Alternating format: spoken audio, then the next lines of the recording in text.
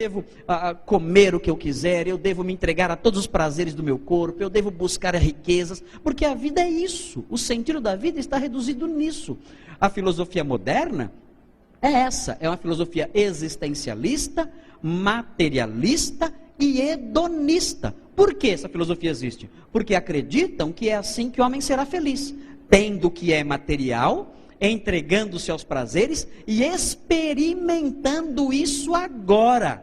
É o existencialismo, experimentando isso agora, porque isso é que dá sentido à vida. E os homens fazem isso, se entregam a essas loucuras todas aí, nessa expectativa de serem felizes.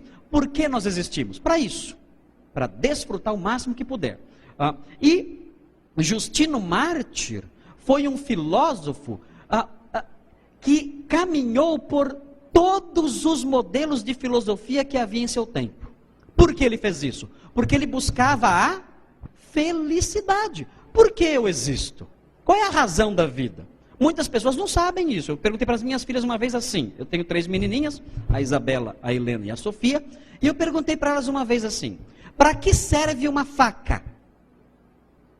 E elas responderam: pai, você não sabe? Eu falei: não, eu sei, eu quero que você responda. Para que serve uma faca? Para cortar. Muito bem, parabéns. Para que serve um travesseiro? Pai, é fácil, muito fácil. O travesseiro serve para a gente dormir.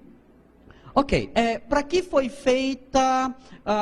feitos os brinquedos? Os brinquedos?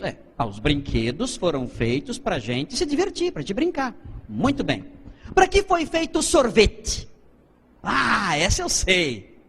O sorvete foi feito para a gente chupar, para a gente comer. É muito gostoso. Muito bem, vocês são muito inteligentes. Agora, última pergunta: para que foi feita a Isabela? Para que foi feita a Helena? Para que foi feita a Sofia? Dá para ouvir os grilinhos lá fora. Eu disse a elas: vocês sabem para que foi feito um brinquedo?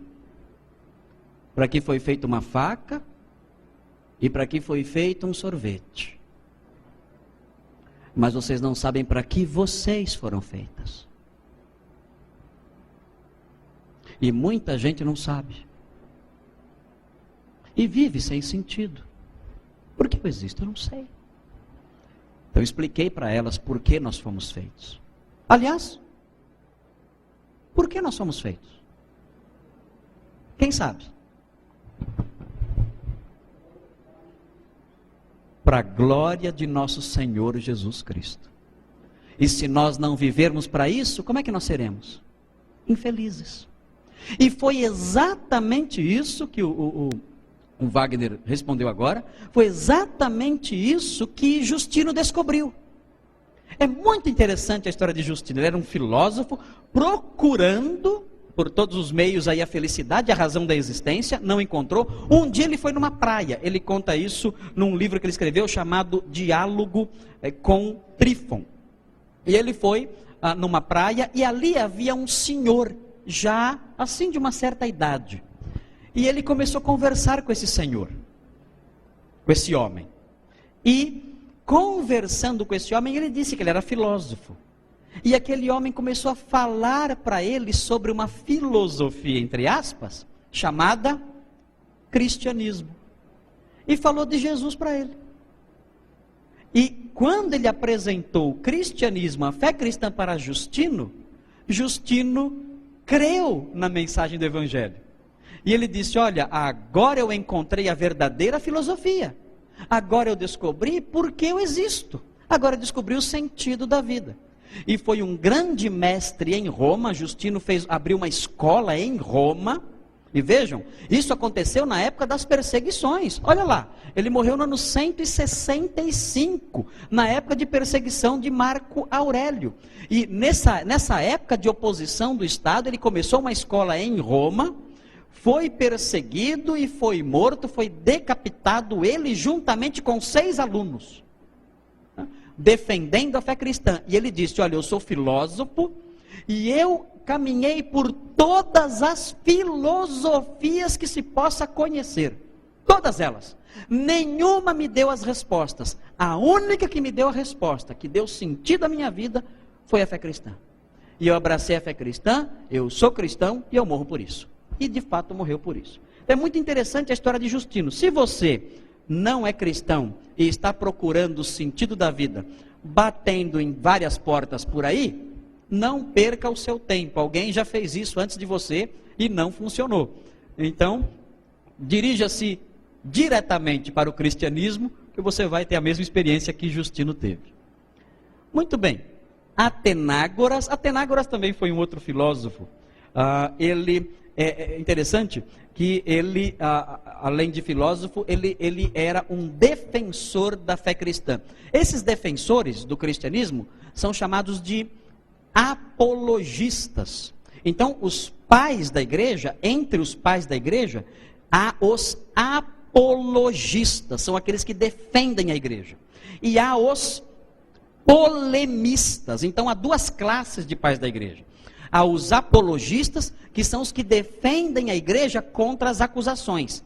E há os polemistas, que defendem a igreja contra as heresias. Entenderam a diferença? Apologista defende a igreja contra as falsas acusações. Polemistas defendem a igreja contra as falsas doutrinas. Nós temos que imitar quem? Os dois. A igreja sofre falsas acusações hoje ou não sofre? Sofre. A igreja é perseguida também por falsas doutrinas hoje? É ou não é? É, claro que é. Nós temos que defender a igreja e temos que defender a verdade. Muitas pessoas atacam a igreja hoje em dia. Temos que defendê-la. Muito bem, esse foi Atenágoras, que permaneceu como filósofo. Ele inclusive usava uma capa, a capa de filósofo. Mesmo depois de se converter, ele continuou usando essa capa. Ele era de Atenas. Em Atenas esse era o costume, o filósofo usava uma capa. E Atenágoras permaneceu usando essa capa, mesmo depois de cristão, dizendo, pô, eu sou o filósofo de verdade. Eu conheci a filosofia verdadeira. Eu tenho as respostas para a vida. Então ele permaneceu usando os trajes de filósofo. Muito bem. Outro personagem que vem aí. Irineu de Lyon. Irineu de Lyon foi mais um polemista que batalhou contra o gnosticismo. Irineu, vejam bem, Lyon é uma cidade na França, ainda hoje está lá. Quem for na França pode conhecer Lyon. Lyon é na França. Agora, Irineu nasceu na Turquia, em Esmirna. Ele conheceu Policarpo. Irineu conheceu Policarpo. Antes de Irineu ser bispo, ele conheceu Policarpo. Depois, por alguma razão, ele foi para a Gália. Gália é a França. Nós falamos da igreja galicana. Igreja galicana é a igreja francesa. Galicanismo, né? São termos ligados à França. Então ele foi para a Gália e se tornou bispo em Lyon. E lá em Lyon ele se revelou um grande defensor da verdade contra o gnosticismo. O gnosticismo é aquela doutrina que nós ensinamos, que nós mencionamos, que crê que a matéria é má, que foi um demiurgo perverso, uma emanação de Deus, uma emanação perversa de Deus, que criou a matéria. E a matéria tem que ser libertada, ou melhor, a alma tem que ser libertada da matéria. O gnosticismo ensina isso através da gnose, do conhecimento. Até mencionei, né, um extraterrestre que me abordou, né, em Atibaia, e era um ser gnóstico, né, e veio com essas ideias mostrando que elas ainda estão vivas. E Irineu de Lyon foi um grande escritor contra o gnosticismo. Você não tem Irineu de Lyon aí na sua apostilinha. Acrescente aí porque não está aí. Estou procurando aqui, estou vendo que eu não coloquei na apostilinha, coloquei só na projeção, então você anote aí Irineu de Lyon. Morto lá em 202. Orígenes de Alexandria. Já falamos dele também. Note bem, este homem, Orígenes de Alexandria, é uma figura importante na história da igreja. Por quê? Prestem atenção. Orígenes está vivo. Orígenes está vivo. Orígenes foi um grande defensor da verdade. Mas ele disse algumas coisas, ele deixou uma herança que em alguns aspectos não é muito positiva. Por quê? Porque Orígenes de Alexandria, onde fica Alexandria? Onde ficava Alexandria? Onde? Egito. Alexandria era um centro cultural. E a filosofia grega dominava a mentalidade daquela cidade, a mentalidade intelectual daquela cidade. E os cristãos de Alexandria tinham dificuldade em transmitir as verdades do Antigo Testamento para a mente intelectual grega. Por quê? Porque o Deus do Antigo Testamento é um Deus muito passional. Lembra que eu falei que dentro da filosofia grega, o deixar-se reger pelas paixões é algo errado? Que o ideal do estoico era não ser afetado pelas paixões? Lembra que eu falei isso? Pois bem, os filósofos gregos, os intelectuais gregos diziam, olha, o Deus do Velho Testamento, ele é um Deus que se rende às paixões. Não é um Deus virtuoso. Ele é um Deus que se ira e destrói Sodoma e Gomorra. Ele é um Deus que fica nervoso e mata alguém que pega alguns pedaços de pau no sábado. E pede que sejam mortos os cananeus de forma terrível e cruel. Onde está o equilíbrio desse Deus? É um Deus que se deixa dominar por emoções. Nós conhecemos pessoas, homens, que são muito superiores a esse Deus de vocês. E os cristãos muitas vezes não tinham como responder a essas perguntas, a esses questionamentos. Qual foi a saída, qual foi a solução proposta, em primeiro lugar, por um judeu chamado Filo? Houve um judeu chamado Filo, que viveu no 1º século em Alexandria, antes de Orígenes. Depois de Filo, também tivemos um cristão chamado Clemente de Alexandria, que deu sequência a uma escola fundada por um cristão chamado Panteno. Então esses nomes, Filo, Panteno, Clemente, são nomes de pessoas ligadas de alguma forma às escrituras. Filo não era cristão, Filo era judeu, né? Panteno era cristão, Clemente era cristão, mas pessoas ligadas ao desenvolvimento de uma nova forma de ler a Bíblia. Ora, se eu olho para a Bíblia e eu vejo um Deus rendido ali às paixões, então eu devo ler a Bíblia de uma forma diferente. Quando a Bíblia fala que Deus se irritou, talvez ela queira dizer outra coisa. O que aconteceu então em Alexandria, através do trabalho de Filo, através do trabalho de Clemente, através do trabalho principalmente de Orígenes, que foi o maior de todos. Orígenes foi o homem mais culto da sua época. Não havia no mundo uma pessoa tão culta quanto Orígenes. Foi o grande Orígenes, grande professor. Pessoas vinham do mundo inteiro para ouvir as aulas dele em Alexandria, na escola de Alexandria. Ele dirigia a escola de teologia de Alexandria. E quando Orígenes se viu diante desses problemas, e também os seus antecessores, o que eles fizeram? Eles disseram o seguinte: olha, a Bíblia tem um sentido alegórico. Ou seja, nós não devemos valorizar tanto o sentido literal da Bíblia. Ela tem uma mensagem escondida por baixo dela. Assim como o ser humano tem corpo e espírito, da mesma forma a Sagrada Escritura. Obrigado, irmão. Da mesma forma a Sagrada Escritura. A Sagrada Escritura tem o corpo, que são as letras, que é o sentido literal, o sentido comum. Mas por trás dessa letra existe um sentido escondido, que só cristãos maduros conseguem captar. O que vocês acham? Isso é perigoso ou não é? Eu leio um texto bíblico e eu falo assim: esse texto diz isso, mas ele não diz só isso. Eu começo a imaginar outras coisas que eu acho que ele diz. Por exemplo, Você pega a parábola do bom samaritano. O que aquela parábola diz? Aquela parábola diz que havia um homem que estava descendo de Jerusalém para Jericó, e foi assaltado, e passaram lá as autoridades, algumas autoridades religiosas da época, não socorreram. Depois passou um samaritano, que era a pessoa que ninguém esperava jamais que fosse ajudar um judeu, e ajudou. Como é que um alegorista lê essa história? Olha, ele descia de Jerusalém para Jericó. Isso é um símbolo, é o homem que desce do seu estado de graça, né, para o pecado, que vai caindo, que vai descendo, que vai cada vez se afundando mais no pecado. Mas o texto não diz isso não, mas esse é o sentido espiritual. De onde você tirou isso? Não, é isso. Ok, então tá bom. E olha, o samaritano é Jesus que salva esse homem.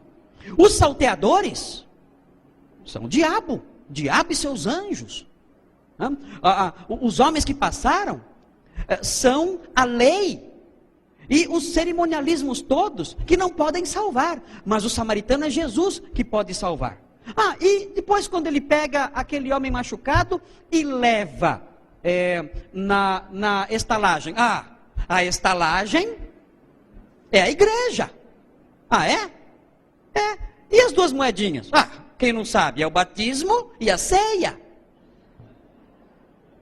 E quem é o burrinho que ele levou?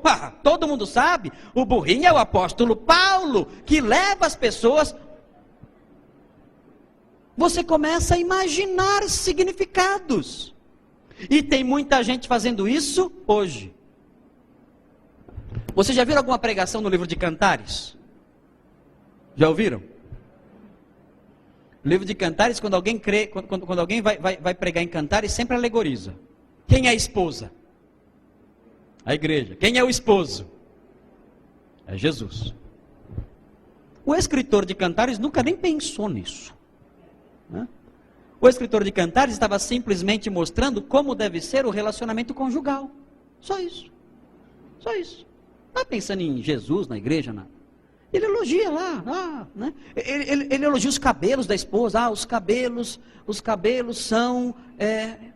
Fica imaginando. Ele elogia o umbigo dela. O que é o umbigo da esposa? O umbigo é a convenção batista. Pronto. Aí. Umbigo é a convenção batista. Ou seja, começa a alegorizar. É uma tendência natural que vem lá de Orígenes. Recentemente, lá no seminário, o aluno falou de um pastor que foi pregar no texto de Zaqueu. E o que ensina o texto de Zaqueu? Fala de um homenzinho pequenininho que subiu numa árvore para ver Jesus.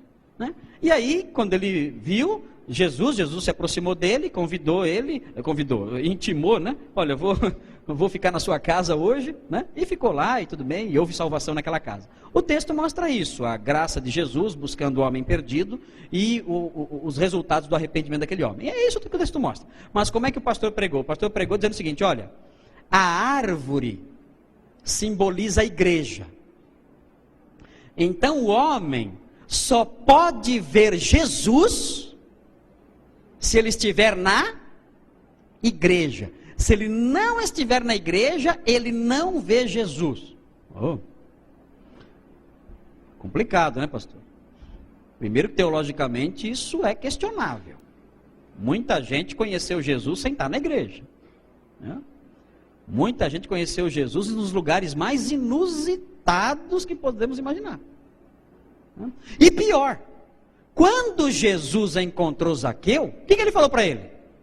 Zaqueu, sai da igreja depressa. Ele falou, desce depressa. Se eu for pegar a alegoria e levar as últimas consequências, todo mundo tem que fugir da igreja o mais rápido possível, né? Vem para a igreja, se converte, suma daqui, bem depressa. Já conheceu Jesus? Já viu? Já, suma, depressa. A história ensina isso. Claro, a alegoria não tem o menor sentido. E a Orígenes popularizou isso. E isso está em voga ainda hoje. Muita gente usa o método alegórico ainda hoje para ensinar. Orígenes deixou essa herança, infelizmente, uma herança ruim. Um homem muito inteligente, Orígenes, mas deixou a alegoria como um modelo de interpretação bíblica que é inaceitável. Inaceitável. A alegoria serviu para que a Igreja Católica defendesse os seus dogmas ao longo da Idade Média. Na Idade Média, o método usado pelo catolicismo romano era a alegoria. Os reformadores do século XVI rejeitaram terminantemente a alegoria e adotaram o método histórico literal, entendendo que a Bíblia diz exatamente o que ela diz, sem nenhum sentido oculto por baixo ali das letras. Tertuliano de Cartago já conhecemos, que foi o grande apologista, defensor da fé, e que foi o homem que usou pela primeira vez o termo trindade. No final da sua vida, Tertuliano se juntou aos montanistas, que eram muito rígidos, porque o seu modo de pensar era um modo de pensar bastante rígido. E ele se juntou a eles, não deu certo com eles também, fundou o grupo de tertulianistas, né? E no final da vida ficou sozinho. Né? Muito, muito severo, Tertuliano de Cartago. Mas ele é o autor da frase, o sangue dos mártires é semente. Grande Tertuliano, advogado e defensor da fé. Atanásio de Alexandria. Atanásio de Alexandria, dá para ver aí, ele é de Alexandria, norte do Egito. Ele foi o grande campeão da ortodoxia. Lembram do concílio de Nicéia? O concílio de Nicéia condenou as ideias de Ário, que dizia que Jesus não era divino, que Jesus era uma criatura. Atanásio de Alexandria foi o grande defensor da tese de que Jesus é divino, não criado, alguém da mesma substância de Deus. Olha que interessante, olha a expressão que eu usei agora, alguém da mesma substância de Deus. Note bem, a criação foi feita por Deus, mas a criação não é da substância de Deus. A criação não foi feita da essência de Deus. Os panteístas, já devem ter ouvido falar dos panteístas, creem que o mundo material é um pedaço de Deus, então tudo é divino. Eu encontro uma formiga, a formiga é divina. Eu encontro uma árvore, a árvore é divina. Eu encontro uma pessoa, a pessoa é divina. As pessoas até dizem, você tem que desenvolver o potencial que há em você. Há poder em suas palavras. Já ouviram isso? Tem crente falando isso? Tem crente dizendo isso, né? Há poder em suas palavras. Você tem que desenvolver esse potencial. Que eu tenho potencial? Nada. Pedir a Deus socorro. Você não tem nada em você. Acorda para a realidade, né? Isso aí é hinduísmo com capa de cristianismo. Essa ideia, essa hipervalorização do poder do indivíduo. É a divinização do homem. É um dos desdobramentos da ideia de que o mundo material é uma extensão de Deus, que há em você uma centelha de divindade, que você é alguma coisa divino, que alguma coisa você é, que você fala, acontece. Deus disse, haja luz, o que aconteceu? Houve luz. Você também pode ser um deusinho, você também pode falar alguma coisa e aquilo acontecer. Essa é a mentalidade que existe inclusive nas igrejas. Mentalidade hinduísta, a mentalidade que acha que o mundo material é uma extensão de Deus. Nós sabemos que não, o mundo material é feito de outra substância. O mundo material foi feito do nada, não foi feito da substância divina. É a criação ex nihilo. O que é ex nihilo? O que é nihil? É nada, né? É a criação pelo fiat. O que é a criação pelo fiat? O que é fiat? Faça-se. O que é fiat lux? Haja luz, né? Fiat lux. Tem um fósforo que chama Fiat lux, né? Por que chama Fiat lux? Por causa disso. Haja luz, se acende com aquele fósforo, né? Então Deus disse, não falou em latim, né? Mas ele disse Fiat lux, e houve luz. Há poder nas palavras dele, nas minhas não. Eu não sou Deus. Atanásio disse o seguinte: olha, o universo, os seres criados, são de outra substância, não são da substância divina. São feitos de outro material, entre aspas. Mas Jesus é da mesma essência e da mesma substância de Deus. Ele disse: eu e o Pai somos um. Uma só essência. A expressão que é usada no grego é uma partícula que é neutra, dando a ideia de que ele está falando que ele é uma só coisa com o Pai. Ele é de uma só essência com o Pai. Eu e o Pai somos um. Atanásio de Alexandria usou a expressão homoousios. Homoousios. Quem está anotando é com H. Homoousios. Vou soletrar. Muito ruim, né? De falar assim. Homoousios. Tudo junto. H-O-M-O. Homoousios. O-U-S-I-O-S.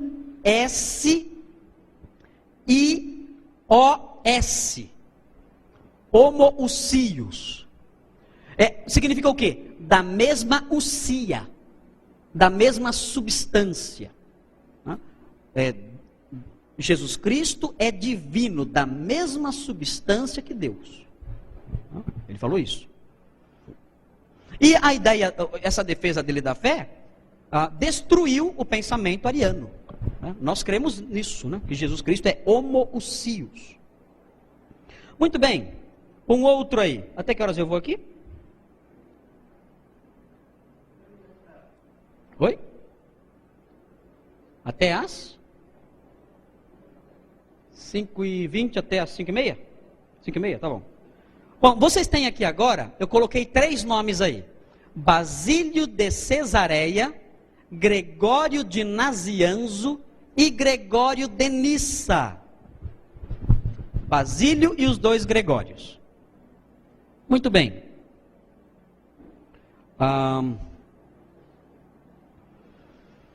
Esses 3 homens são chamados de os grandes capadócios.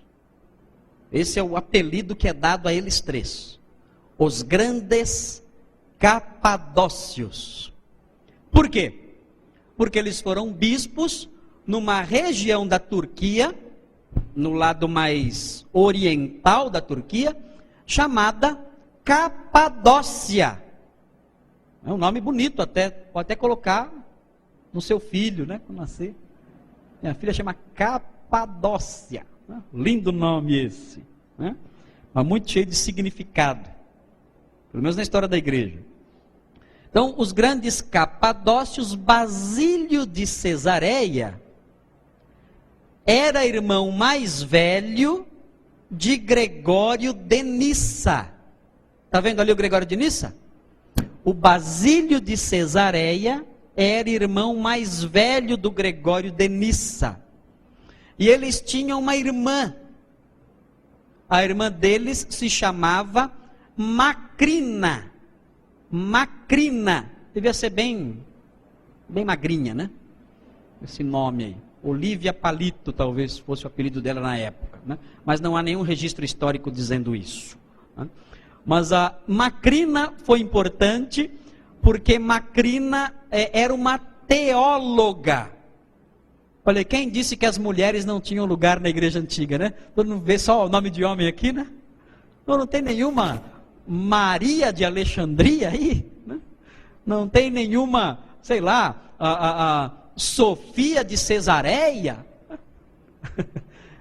De fato, naquela época havia muito pouco espaço para as mulheres, Mas é interessante que essa Macrina, irmã de Basílio de Cesareia e de Gregório de Nissa, ela era uma mulher de profunda reflexão teológica e certamente influenciou muito o pensamento dos seus irmãos. Ela se reunia com eles para discutir teologia. E ela trazia contribuições riquíssimas para eles no campo da Trindade. Porque os grandes capadócios, Basílio de Cesareia, Gregório de Nazianzo e Gregório de Nissa, esses 3 homens, eles trabalharam muito no campo da Trindade.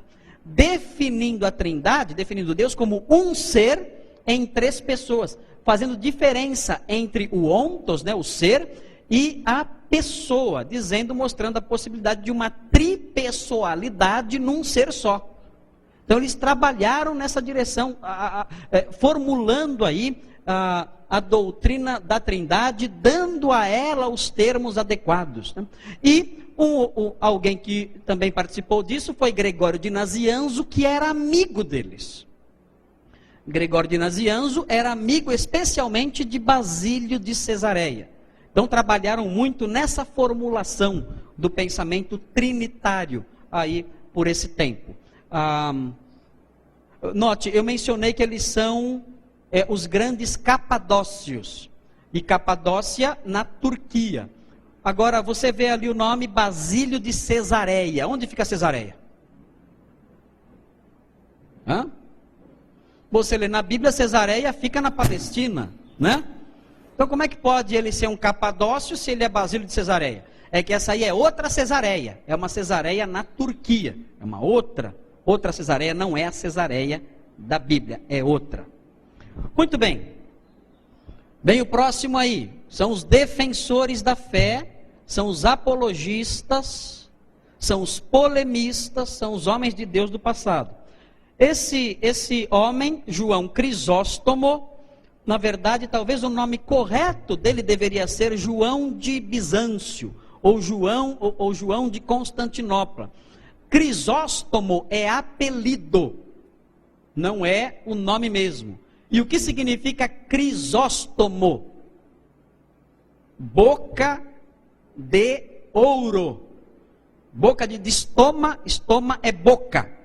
Boca de ouro, Crisóstomo. Por que ele tinha esse nome, boca de ouro? Porque ele tinha muitas obturações. Não, nada disso. Né? Tem nada a ver com obturação. Nem sei se tinha dente na boca. Né? Devia ter. Mas ele tinha esse nome, João Crisóstomo, o boca de ouro, por causa da sua eloquência.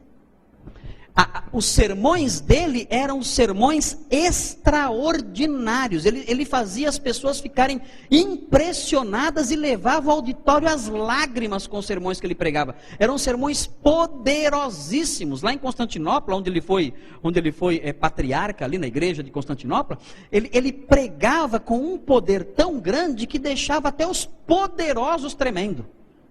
Era um homem cuja aparência física não era muito privilegiada, né? Mas quando se levantava para pregar, a sua força era indizível, era algo extraordinário. É possível você encontrar, ainda hoje, é possível você encontrar alguns sermões de João Crisóstomo, dá para, mesmo em português. Tem um sermão, eu gosto muito dele, que é um sermão chamado Sermão contra os Espetáculos. Porque em Constantinopla havia festividades, que eram festividades oriundas, né, do paganismo, e que eram marcadas por uma forte conotação imoral. As pessoas iam no teatro, e o teatro, o que era o teatro? O teatro era um lugar onde havia jogos, brincadeiras, peças teatrais, sempre marcadas por conotações eróticas, sempre marcadas por conotações sexuais.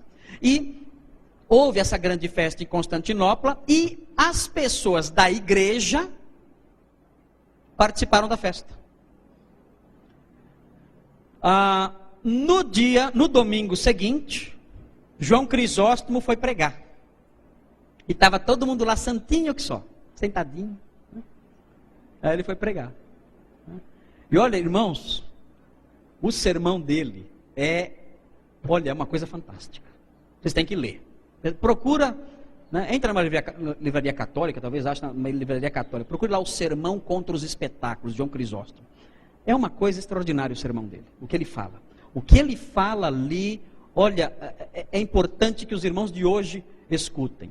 É interessante que ele fala assim, olha, eu estava na minha casa, e eu ouvia os gritos lá fora, na farra, na bagunça, na baderna, eu ouvia os gritos, e eu reconhecia os gritos, as vozes de alguns de vocês.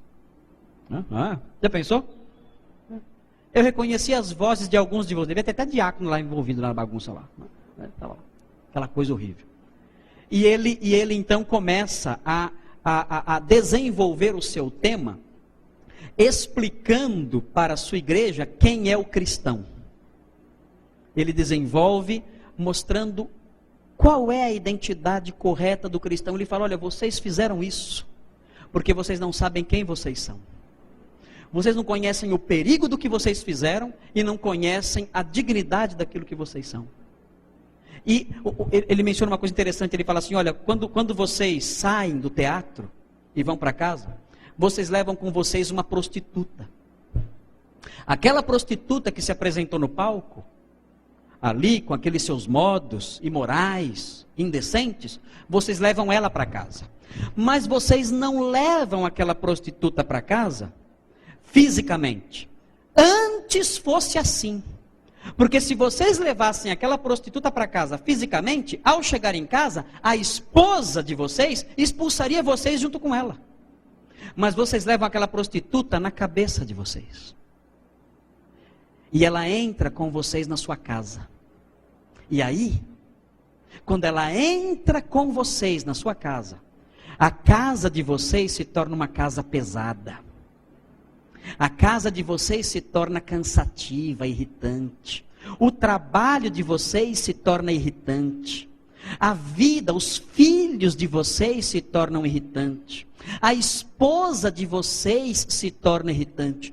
Tudo na vida de vocês é um peso, é um fardo, desagrada a vocês. Vocês se tornam pessoas amargas. Sabe por quê? O problema não está com a esposa, com os filhos, com a casa ou com o trabalho. O problema é que vocês têm uma prostituta morando na mente de vocês.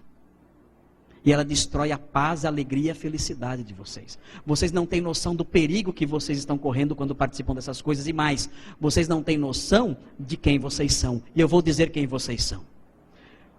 Por vocês, o sol nasce. Por vocês, as flores brotam. Por vocês, os rios correm e os ventos sopram. Tudo é de vocês. Vocês são herdeiros do mundo. O dia nasce por causa de vocês. As estrelas brilham no céu por causa de vocês. Se vocês tivessem noção da dignidade com que Cristo vos revestiu, vocês teriam uma conduta diferente. Irmãos, a igreja foi às lágrimas. Ele disse: eu estou vendo vocês em lágrimas. E eu louvo a Deus por isso. Não porque eu me alegre em ver vocês tristes, mas porque eu vejo que essas lágrimas são lágrimas de arrependimento. Olha o poder desse homem. Esse homem pregava tão poderosamente contra os vícios que a corte de Constantinopla começou a se doer. Sabe o que aconteceu com ele? Foi expulso. Foi expulso e morreu no exílio. Porque os sermões dele condenavam os maus costumes. E a corte de Constantinopla era uma corte depravada. Muito interessante João Crisóstomo. Eu gosto muito de João Crisóstomo. Muito, muito. Tente encontrar os sermões dele e ler. É fantástico. João Crisóstomo é demais. Quem vem agora? Ambrósio de Milão. Pastor, vamos ter que parar aqui um pouquinho, né? Ambrósio de Milão é extraordinário. Ambrósio de Milão, vocês têm que conhecer. Então, nós vamos para o nosso intervalo e vocês vão conhecer a história inusitada. Que história curiosa a história de Ambrósio de Milão. Ambrósio de Milão surpreendeu todo mundo com a sua vida. Vocês vão conhecer a vida desse homem, Ambrósio de Milão.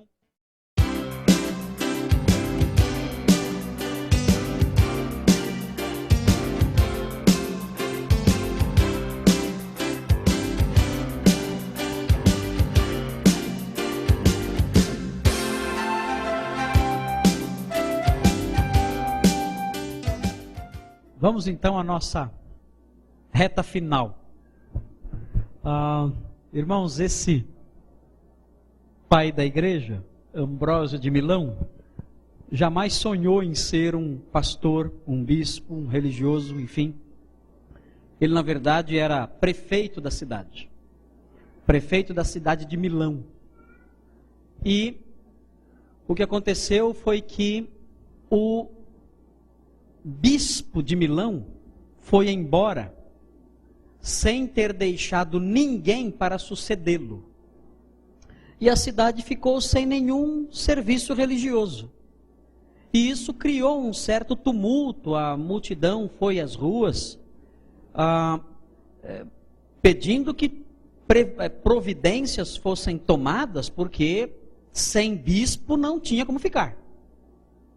E ele, que era um homem muito eloquente, ele percebendo aquele tumulto, ele foi até o lugar do tumulto, e ali, no meio da multidão, ele começou a pronunciar um discurso, tentando acalmar as pessoas, e explicando para as pessoas que logo tudo seria resolvido. Ele tinha muito medo que aquele tumulto em Milão comprometesse a sua carreira política. Então ele, com medo disso, tentou acalmar a multidão. Só que como ele era um homem que se comunicava muito bem, tinha uma retórica excelente, ele conquistou a atenção das pessoas, as pessoas acharam o máximo ele lá pregando, e uma criança, não se sabe se foi uma criança, se foi um jovem, enfim, gritou do meio da multidão, gritou Ambrósio Bispo. E quando lhe gritou isso, a multidão ouviu e começou a repetir. Ambrósio Bispo. Ele não, piada, eu nem sou cristão. Eu nem sou cristão. Então, isso não tem cabimento. Mas o povo não parava. O povo não parava de gritar. Ambrósio Bispo, Ambrósio Bispo, Ambrósio Bispo. Ele não, isso está começando a ficar sério e não continuem com isso, porque não tem cabimento isso. Mas, no entanto, não paravam. Ambrósio Bispo o tempo todo. Ele fugiu para casa, chegou em casa e falou assim: olha, eu preciso da ajuda de vocês.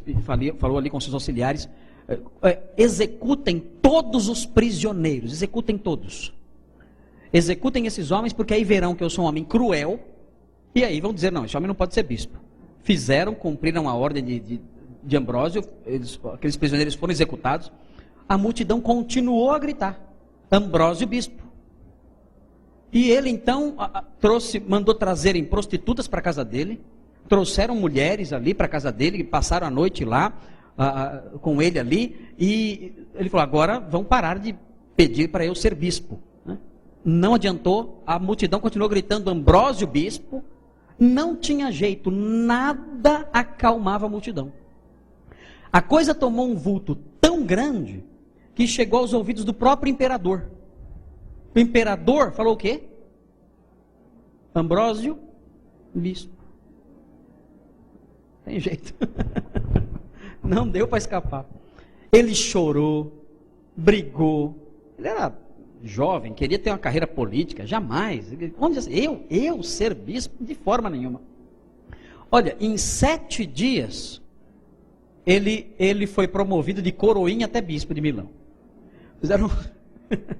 Fizeram uma trajetória relâmpago para ele. Fez lá um curso básico ali, alguma coisa ali, bem rápida ali. Ele se tornou bispo lá, ele, olhando de fora, quem olhasse de fora ia dizer: não, isso aí é só uma caricatura, esse homem jamais será um bispo de verdade. Está aí só para suprir um papel, porque ele jamais não vai nem durar nesse cargo. Mas o que é curioso, nós não sabemos o que aconteceu com ele. Nós não temos essa informação do que houve com ele. Mas alguma coisa aconteceu com esse homem que fez com que ele se tornasse um dos maiores pastores e pregadores do cristianismo. Não se sabe o que foi. O que aconteceu? Deus trabalhou na vida dele, sem sombra de dúvida isso aconteceu. E ele se tornou um dos maiores. Ele foi, sem sombra de dúvida, ali naquela cátedra em Milão, ele foi, sem sombra de dúvida, o maior pregador. Agostinho de Hipona, que na época era jovem e morava lá, ia na igreja, sem ser cristão, só para ouvir ele pregar. Só para isso. Ele tinha um costume, ele deixava a porta do gabinete da sala dele aberta. E você entrava lá a hora que você quisesse. Ele não tinha nenhuma restrição. Você quisesse ir na sala do pastor Ambrósio, era só entrar. A porta ficava aberta, ele ficava lá estudando, as pessoas entravam, sentavam, ficavam lá, o tempo que quisessem. Dizem, Agostinho fala isso. Agostinho fala que as pessoas às vezes iam lá na sala dele, e ele estava tão mergulhado no estudo da Bíblia, com tanta concentração ali mergulhado, que as pessoas não tinham coragem de interrompê-lo. Então iam lá, sentavam, ficavam olhando para ele, né?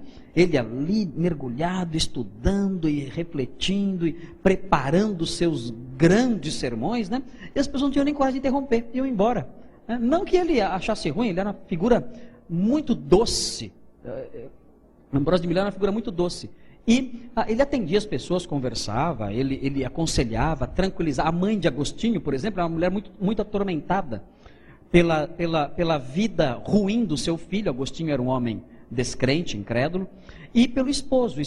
O esposo dela, pai de Agostinho, era um homem incrédulo também e evidentemente, judiava da esposa algumas vezes. Na época, esse tipo de coisa parece que era comum, porque Agostinho conta que as vizinhas lá de sua casa, elas conversavam com a mãe dele, mostrando marcas que os maridos faziam nelas de bater mesmo, de bater. O direito das mulheres, né? Isso não tinha na época, né? Então, esse tipo de agressão talvez fosse mais comum do que a gente imagina. E ela conversava com aquelas senhoras, dizendo que elas deveriam se acalmar, tudo mais, né? E tudo isso, toda essa postura que ela tinha, sem sombra de dúvida, era estimulada pelo pastor dela, que era Ambrósio de Milão. Ambrósio de Milão era pastor da mãe de Agostinho. Ela frequentava a igreja dele, e às vezes com o filho, que ia lá só para assistir às palestras. Mas ele foi um homem de muita coragem, um grande pregador, muito corajoso. Aconteceu uma vez, em Tessalônica, que o imperador Teodósio, por causa do assassinato do prefeito de Tessalônica, o imperador Teodósio reuniu milhares 7 mil cidadãos de Tessalônica. Ele os reuniu num ginásio na cidade, depois da morte do prefeito que foi assassinado. E ele mentiu, o imperador mentiu, dizendo que tinha perdoado a cidade. E acreditaram. Foram até esse ginásio, e quando estavam todos lá, naquele ambiente festivo, Teodósio fez sair o exército e matou 7 mil pessoas. Quando ele voltou de Tessalônica, ele passou em Milão, chegou em Milão, e chegando em Milão, ele foi à igreja para tomar a ceia. Quando ele chegou na igreja, Ambrósio foi até a porta e falou para ele: olha, você não vai entrar aqui. As suas mãos estão sujas de sangue e você não vai contaminar a ceia do Senhor com essas suas mãos sujas de sangue. Você está sujo, você é um pecador. Se você não se arrepender e confessar publicamente o seu erro, nessa igreja você não vai entrar. Agora vejam bem, ele disse isso para o dono do mundo, disse isso para o imperador romano: você não vai entrar aqui. É interessante, as pessoas, mas o que aconteceu, né? Como acabou essa história? Muito simples. Teodósio teve que se submeter. Não teve opção. Não teve opção. Ele teve que se ajoelhar ali, publicamente, pedir perdão do seu pecado, confessar seu pecado publicamente. Então sim ele pôde entrar na igreja de Milão. Na porta da catedral de Milão, ainda hoje, na porta da catedral existe uma porta feita de bronze. E essa porta de bronze, uma porta gigantesca de bronze, ela tem as várias cenas da vida de Ambrósio, né? E uma das cenas que aparece lá na porta é o imperador Teodósio de joelhos diante dele, né? Numa atitude de penitência, né? Pedindo então perdão a Deus do seu pecado para poder entrar na igreja. Então ele foi muito zeloso e corajoso, e um grande pregador também, um dos maiores pregadores que a igreja já conheceu. Depois dele, nós temos aqui aparece de novo aí o Ambrósio. Jerônimo Jerônimo foi o tradutor de uma versão da Bíblia chamada Vulgata Latina. A Vulgata foi traduzida por Jerônimo. Ele foi um monge durante algum tempo, na verdade a maior parte do seu tempo. Ele foi secretário de um pastor, de um bispo em Roma chamado Damaso. Depois ele foi para a região da Palestina, perto de Belém, e ficou no mosteiro ali durante 35 anos. E ele foi um tradutor da Bíblia. E a tradução mais famosa de Jerônimo foi a Vulgata Latina. Agora, a Vulgata Latina é usada pela Igreja Católica até hoje. É a Bíblia reconhecida pela Igreja Católica até como inspirada. A Igreja Católica tem um respeito muito grande pela Vulgata Latina. Mas Jerônimo cometeu alguns erros na tradução. E por ter cometido esses erros, isso trouxe um custo um pouco alto para a igreja. Por exemplo, quando Jerônimo traduziu as palavras do anjo a Maria, né? O anjo chega para Maria e fala assim: ave, em latim, né? Ave, salve, né? Agraciada, não é assim que o anjo fala? O que é agraciada? É alguém que recebeu graça. Jerônimo traduziu diferente. Ele disse: ave, gracia plena, cheia de graça. E aí transmitiu que ideia? Que Maria não recebeu graça, mas ela tem graça para dar. E esse erro de tradução, até hoje, transmite essa ideia de que Maria dá graça àqueles que se aproximam dela. O erro foi gramatical, o erro foi de tradução, traduziu errado, ele não soube traduzir.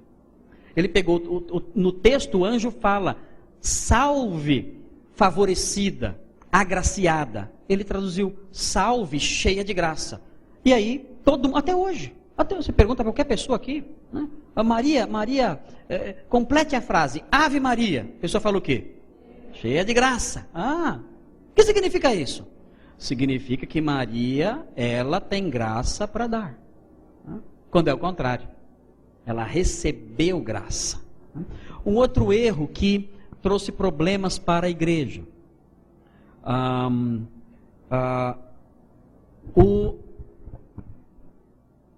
visão do casamento como um sacramento. Por quê? Porque o livro de Efésios fala sobre o casamento o seguinte: grande é esse mistério. Grande é esse mistério. Jerônimo traduziu assim: grande é esse sacramento. Porque sacramento traz a ideia de mistério. E a Igreja Católica entende o casamento como um sacramento. Quando os reformadores, no século XVI, tiveram contato com a língua grega através do Novo Testamento de Erasmo, que foi lançado em 1516, um ano antes da Reforma, eles compararam o texto grego com a tradução da Vulgata e perceberam esses desvios. E aí mostraram: olha, a igreja tem práticas baseadas em traduções erradas da Bíblia. A igreja tem práticas que estão fundamentadas não na Bíblia, mas em erros de tradução. Nós temos que corrigir isso aí. E aí, é claro que isso trouxe conflitos mais diversos, né? Então, por isso que é importante, às vezes os alunos de grego nos seminários reclamam, né? Para que estudar grego? Não, olha, vocês não têm noção dos grandes problemas que a igreja enfrentou e enfrenta até hoje, por causa de erros de tradução. Uma palavra mal traduzida, trazendo erros doutrinários grosseiros. Então é muito importante sim que o aluno aprenda isso. Aprenda as línguas originais para não cair no erro de Jerônimo. Durante 1000 anos, a igreja esteve no desvio, porque Jerônimo traduziu uma palavrinha errada. 1000 anos. Imagine só, que prejuízo enorme. Muito bem. E Por último aqui, o principal dos pais da igreja é aí Agostinho de Hipona, de quem eu sou devoto, né? O devoto de Agostinho. Agostinho nasceu no norte da África, em Tagaste, e a mãe dele se chamava Mônica. E o pai dele se chamava Cebolinha. Não, estou brincando, não é Cebolinha. O pai dele se chamava Patrício, não era Cebolinha. E a mãe era crente, o pai não era. E ele também não era crente na sua juventude, enfim, ele cresceu. E, na verdade, Agostinho teve uma vida de devassidão na área moral, na área sexual. Agostinho, ele se envolvia com prostitutas e dançarinas. Era um homem que se entregava aos prazeres assim. Ele foi maniqueu durante um certo tempo, depois abandonou o maniqueísmo. E foi professor de retórica também, sempre na busca da verdade. O que aconteceu com ele foi muito curioso. Ele estava em Milão, morando em Milão, e era professor ali de retórica, e morava ali com um amigo chamado Nebrídio. E ele tinha também um filho chamado Adeodato. Esse filho, Adeodato, era de uma concubina dele. Era um filho de uma mulher com quem ele tinha morado com ela. Né? Depois que ele se converteu, claro, ele rompeu com ela e tudo mais.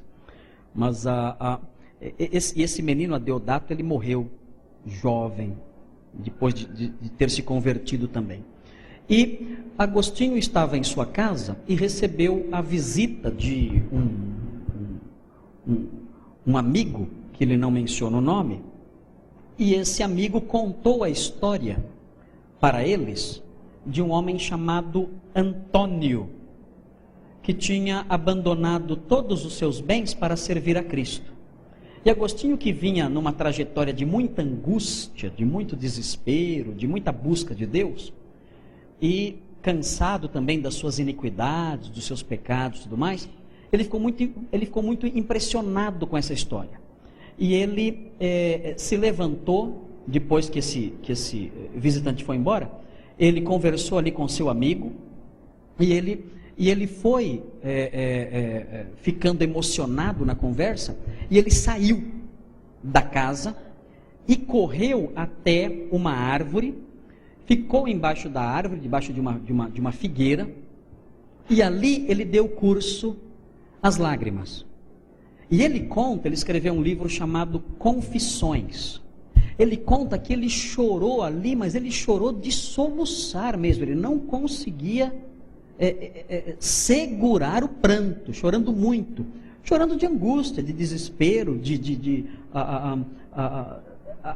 vendo a sua condição de miséria, enquanto outras pessoas conheciam a Cristo e ele ali buscando a verdade sem conhecer nada.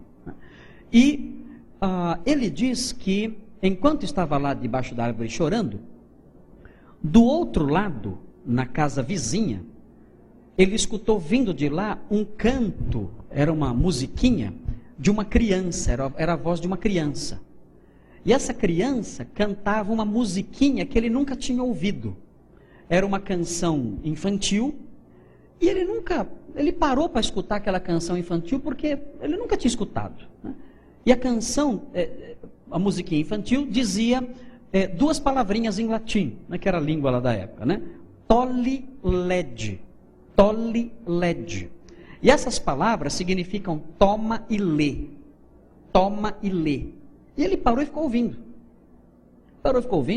Toma e lê, toma e lê. E ele lembrou que em cima, dentro da casa, em cima de um armário, tinha um Novo Testamento, ou uma porção do Novo Testamento lá.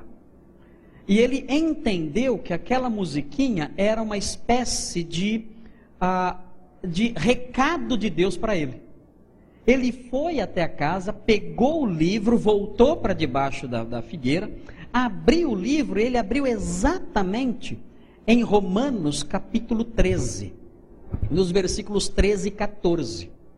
E quando ele leu esses versículos caíram como um raio em cima dele. Porque os versículos descreviam exatamente a vida dele. E os versículos diziam, olha,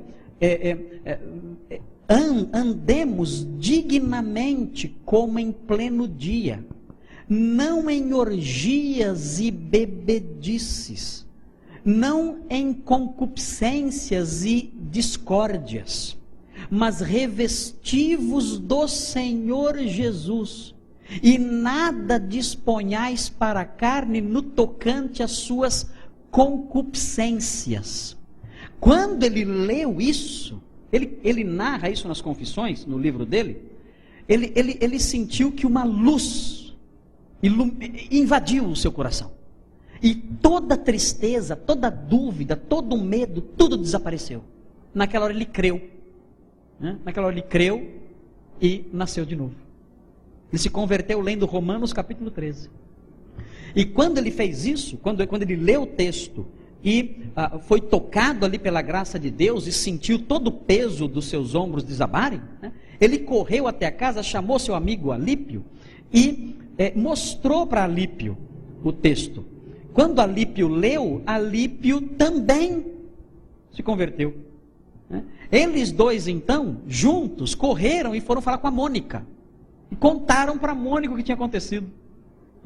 Mônica então se alegrou muito, ficou muito feliz, o filho afinal, o filho se converteu e tudo mais, e comunicaram isso a Ambrósio, e Ambrósio então mais tarde batizou Agostinho de Hipona sem saber no que ele iria se tornar. Agostinho de Hipona mais tarde se tornou bispo da cidade de Hipona, no norte da África, e se tornou o maior teólogo que o mundo já viu. Nunca houve um teólogo como Agostinho de Hipona, jamais.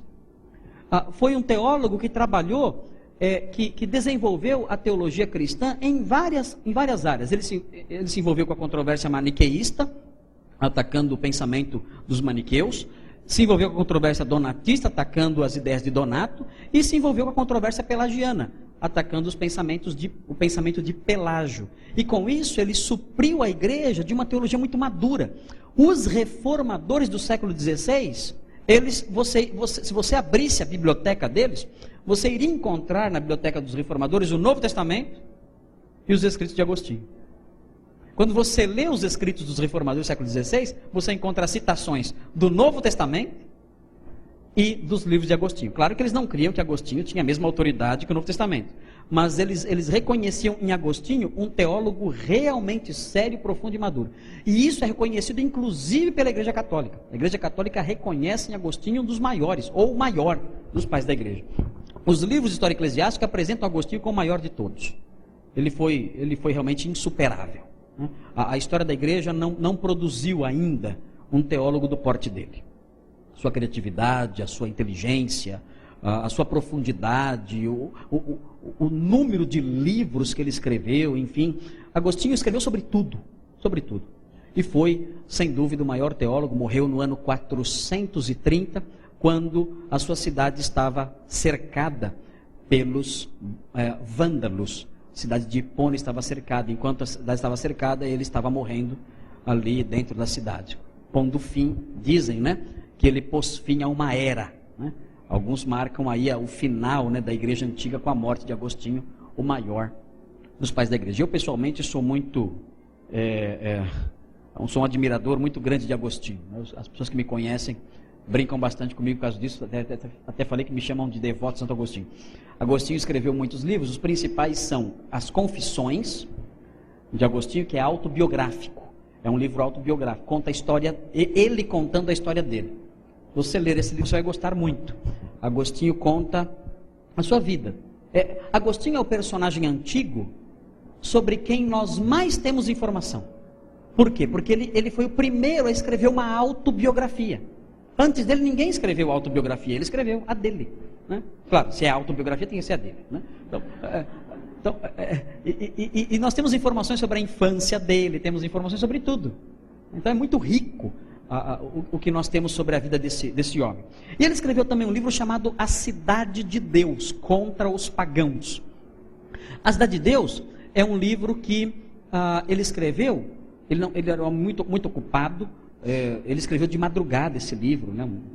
muito cheio de coisas para fazer, afazeres, cartas para escrever, sermões para preparar, controvérsias, atendimento de pessoas, enfim, tudo isso ele tinha que dar tempo para tudo isso. E ele, mesmo assim ele escreveu a Cidade de Deus com 22 pequenos volumes, 22 fascículos, né, que são colocados em 2 volumes geralmente, que é um livro grande. E nesse livro ele explica que ele dá uma resposta aos pagãos, que os pagãos disseram o seguinte: olha, Roma caiu porque abandonou os deuses. Roma caiu porque abraçou o cristianismo. Então Agostinho escreveu esses livros da Cidade de Deus para mostrar, para provar que a queda de Roma não aconteceu porque ela abraçou o cristianismo. E aí ele apresenta a primeira filosofia cristã de história, mostrando que a história caminha para o dia em que todo mundo estará debaixo do cetro do Rei dos Reis, que é o Senhor Jesus Cristo. Então ele apresenta um panorama, uma visão da história do mundo, desde o começo, desde o Antigo Testamento, até o dia final, mostrando que a história caminha nessa direção, que Roma caiu, porque a tendência é a cidade de Deus, que é a igreja, o povo de Deus, ele se expandindo, até o dia em que o próprio rei estará aqui e reinará sobre tudo. Então foi uma filosofia cristã de história, a primeira que ele apresentou aí no livro A Cidade de Deus. Ele fala que há 2 cidades, a dos homens e a de Deus. A dos homens foi fundada por Caim. Caim, quando matou Abel, ele fundou uma cidade depois. Vocês leem lá o texto, ele sai e funda uma cidade.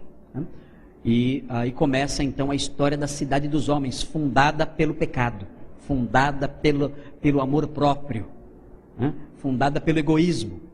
Mas Abel também fundou uma cidade, porque Abel foi para o céu. Então ele começa ali uma cidade também. E aí a história humana é isso, é o conflito entre as 2 cidades. A cidade de Deus tem cidadãos aqui, na cidade dos homens. E a história caminha nesse sentido, o conflito entre as 2 cidades. Nós da cidade de Deus em conflito com a cidade dos homens. É isso. E é bom ter essa noção, né? Bom, nós não somos dessa cidade, estamos só aqui, nós somos cidadãos de outra pátria. Muito bem, então esse foi Agostinho de Hipona, o maior dos pais da igreja. Vamos ver se tem alguma foto dele aqui. Olha aí, você tem aí Jerônimo do lado de cá e Agostinho aí do seu lado direito. Essa é uma pintura bastante famosa de Agostinho, se não me engano é de Caravaggio. A pintura os livros de história geralmente trazem essa pintura de Agostinho. Sempre ele é visto como alguém assim, um homem magro, alto. Ele é apresentado desse jeito. E aqui nós vamos ver brevemente a igreja antiga, a vida e o culto da igreja nos primeiros séculos. Então nós vimos que a igreja tem o dever de defender a fé, a igreja tem o dever de proteger a si própria contra as calúnias, contra as mentiras, que nós não podemos viver na igreja como pessoas inertes, despreocupadas com a verdade. A igreja antiga mostra essa responsabilidade histórica. Nós vamos deixar alguma coisa para gerações futuras, alguma